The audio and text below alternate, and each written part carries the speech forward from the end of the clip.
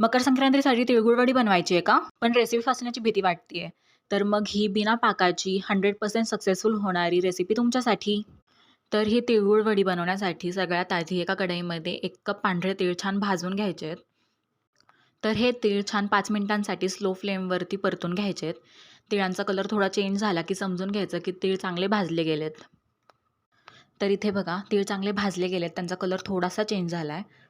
आता मी ज्या वाटीने 1 वाटी तीळ घेतलेले त्याच वाटीने हाफ वाटी शेंगदाण्याचा कूट ॲड करते आहे.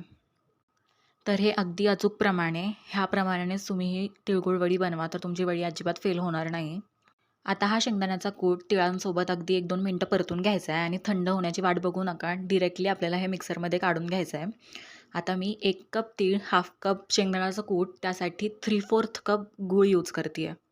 आता हे सगळं मिक्सरमध्ये ग्राइंड करून घ्यायचं आहे आणि खूप असं बारीक वाटत बसू नका. थोडंसं दरदरं, जाडसरच वाटण हवं आहे आपल्याला याचं.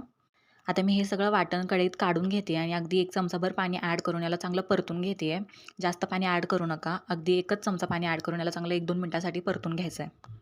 तर अगदी 1-2 मिनिटातच आपल्या हा वाटणाचा छान गोळा व्हायला लागेल. आता मी एका प्लेटला छान तूप लावून हे सगळं वाटण त्यात काढून घेते आणि याला एकसारखं स्प्रेड करते आहे. आता मी याला छान कट देते आहे, म्हणजे हे थंड झाल्यावर आपली वडी इझिली निघेल. तर याला कट देऊन झाल्यानंतर ह्याला साधारणतः 1-2 तास आपण थंड करायला ठेवायचं आहे. तर फ्रीजमध्ये ठेवू नका, बाहेरच ह्याला रूम टेम्परेचरवरती 1-2 तास थंड होऊ द्यायचं आहे. आता इथे 1-2 तास झालेत, तर इथे बघा किती इझिली माझी वडी निघली आहे. तर ही वडी जिभेवर ठेवल्या ठेवल्या विरघळणारी अशी आहे. तर ही रेसिपी तुम्हाला आवडली असेल तर माझ्या चॅनलला लाईक करा, शेअर करा, सबस्क्राईब करा आणि कमेंट्समध्ये सांगा तुम्हाला ही रेसिपी कशी वाटली. थँक